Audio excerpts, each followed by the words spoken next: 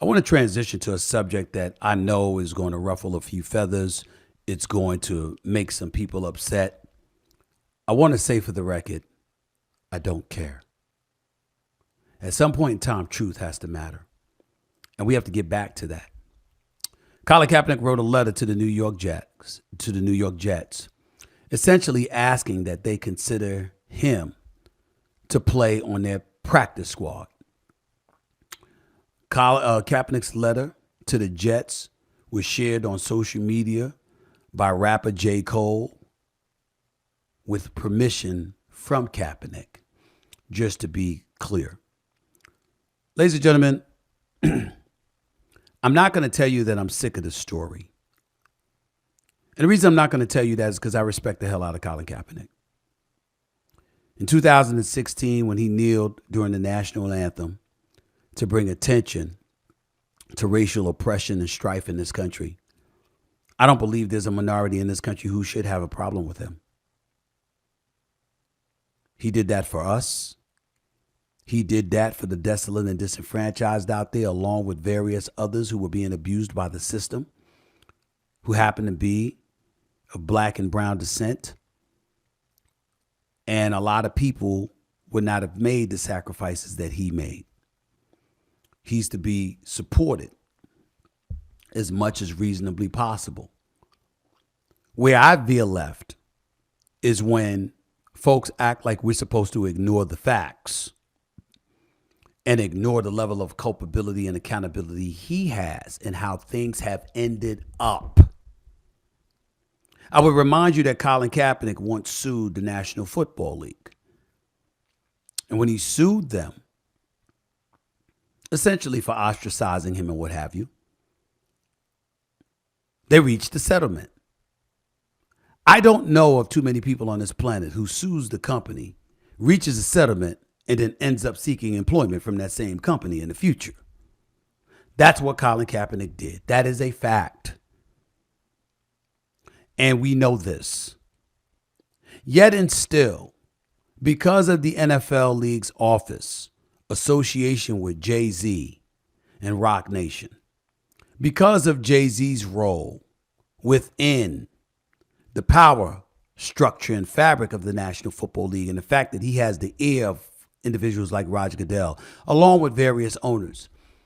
In 2019, just nearly 10 months after reaching a settlement with the NFL scheduled a workout at the Atlanta Falcons facility. Colin Kaepernick at the time, along with his lady and others in his camp, were looking for one team to show interest in him. 26 teams showed up. 26. I personally, at that time, went on national television and announced to the world that I was being told Colin Kaepernick would have to throw the football into the stands in order to not have a job in the NFL in 2 weeks. So what does Colin Kaepernick do just hours before that practice session, that tryout session, that workout session at the Atlanta Falcons facility in November of 2019 was set up? Just hours. Kaepernick chose to hold it at Charles Drew High School, 60 miles from the Falcons facility. NFL personnel who was in attendance, who flew from all over the place, didn't know about the workout until approximately 2 hours before it took place, which means they were going to have to drive about an hour and 20 minutes to a high school field because Colin Kaepernick wouldn't sign some waiver that the NFL had drew up, and he went to the practice facility or to the high school facility to conduct his own workout separate and apart from them. His belief, his mantra was, hey, you know what? They want me to sign a waiver that no other player had to sign. The NFL says, of course, our waiver is different. We're conducting a workout for an individual player, which is something we've never done in our history. And since we've never done that in our history, why in God's name will we not protect ourselves when it comes to conducting a workout for a player for the first time in league history who had just sued us? Now, Kaepernick is quick to talk about how he's training 3 hours a day, Monday through Friday for the last 6 years to stay in shape for a potential comeback. Stop. Stop, bro. I hope I'm wrong. I pray I'm wrong. I know you've been blackballed. I know you were unfairly and unjustifiably blackballed. Colin Kaepernick violated no constitutional rights. He exercised his constitutional rights as an American citizen. He violated no laws. He violated no bylaws of the National Football League. The National Football League said with its collective bargaining, it strongly encouraged one to stand for the national anthem. It did not mandate it like other leagues, like the National Basketball Association, Major League Baseball. It did not do that. The NFL did not mandate it. It strongly encouraged it. So since we know that, and we know he was in violation of no laws or NFL bylaws, we know he's been blackballed. And we know that the former president, Donald Trump, hijacked the narrative for his own political gain. Just to gnaw away at the National Football League because he knew it was going to piss them off.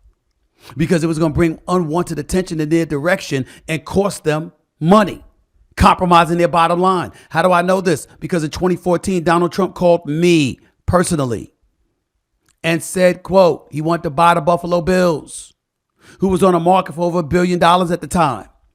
And when reports were surfacing that other owners were going to get in his way, Donald Trump said to me personally, Stephen A. Smith, quote, if those motherfuckers get in my way, I'm going to get them.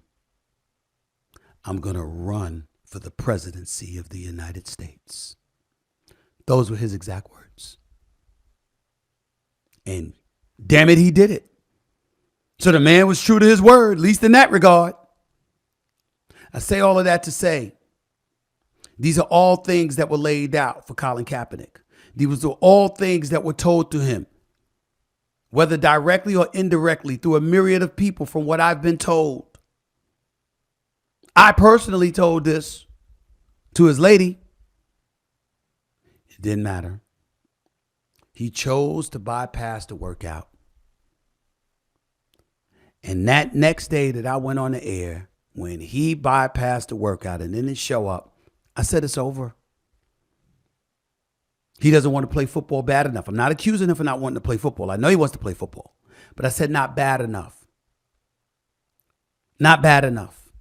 Because there's no way in hell they're going to go through all of this, and then you're going to bypass the workout, and they're going to turn around and say, cool, it's no big deal. All right, we'll figure out another way. They're done with you. They're done with you. Coaches, GMs, players in the league, contemporaries, they all know you deserve to be there at least once upon a time. I don't know how you deserve to be there now, 7 years when you ain't played. Come this January 1st, it'll be 7 full years you haven't played an NFL game. I don't know if you deserve it now based on what you could do, but I know you should have never been blackballed. You should have never been mistreated. You should have never been ostracized. No doubt. It was wrong. But in the end, that was your decision. That was your decision. That's what happened. And so as we look at it from that perspective, you made that decision. And there's no getting around it. The owners are not, they don't have to collude. As of today, ladies and gentlemen, did you know that this week, that this season, at the start of this season, 14 black quarterbacks were starting in the National Football League? Did you know that of the top 11 quarterbacks being paid, the top paid 11 quarterbacks, 7 of them were black? These owners don't think, they ain't worried about Colin Kaepernick compromising their bottom line anymore, him not being there. They're like, hell, people are watching us. We're getting more money every single day. We on YouTube now. We on Fox. We on NBC. We on CBS. We on ESPN. We on ABC. And we on YouTube. Hell, give them some time. They might be on TikTok. They worried about Colin Kaepernick. Out of sight, out of mind. That's what they wanted. And if I'm being totally honest, the disappointment that I feel towards Colin Kaepernick is primarily one thing and one thing only. He didn't trust us. I'm talking about the public who supports him. If he had shown up to that workout, cameras would have been everywhere. Because, by the way, the league gave him permission to keep the film. They were going to give him the film, and he could have disseminated it any way he wanted to. But understand, while he was doing the workout, the eyes of the world would have been watching. Reporters everywhere would have been watching. The public at large would have been watching. ESPN and Fox and everybody else would have been all over it. If he had gone out and performed, there is no way they would have been able to deny him. But he didn't trust anybody. He didn't trust the public. He didn't trust the public outcry and the furor that would have presented to force their hand. He didn't trust it. He went the other way. And as a result, he's on the outside looking in. I hope I'm wrong. I really do. But I said it in 2019 that I thought Colin Kaepernick's NFL career was over. It's nearly 5 years later. Am I wrong? Have I been proven wrong yet? I know he deserves better. I know he doesn't deserve what has happened to him. I pointed this out. And I pointed this out today, this morning on First Take. Colin Kaepernick didn't work out for NFL teams in November of 2019. Here are some of the lesser veteran quarterbacks who made starts, backup quarterbacks who made starts due to injuries that season. Brandon Allen, Jeff Driscoll, Matt Moore, Chase Daniel, Brian Hoyer, Sean Mannion, Colt McCoy, and A.J. McCarron. You trying to tell me a Super Bowl quality quarterback like Colin Kaepernick could not have been on the team? Of course he could have. Once upon a time, being a backup was unacceptable. Now he's asking to be on a practice squad. He is revered and should be revered in the African-American community and the minority communities throughout this nation for the battles that he has fought on our behalf. He deserves not just our respect, but our love and our support. All of that is true. He got screwed. I don't like it one bit. But it's undeniable that it was potentially avoidable if he had trusted somebody. And he didn't.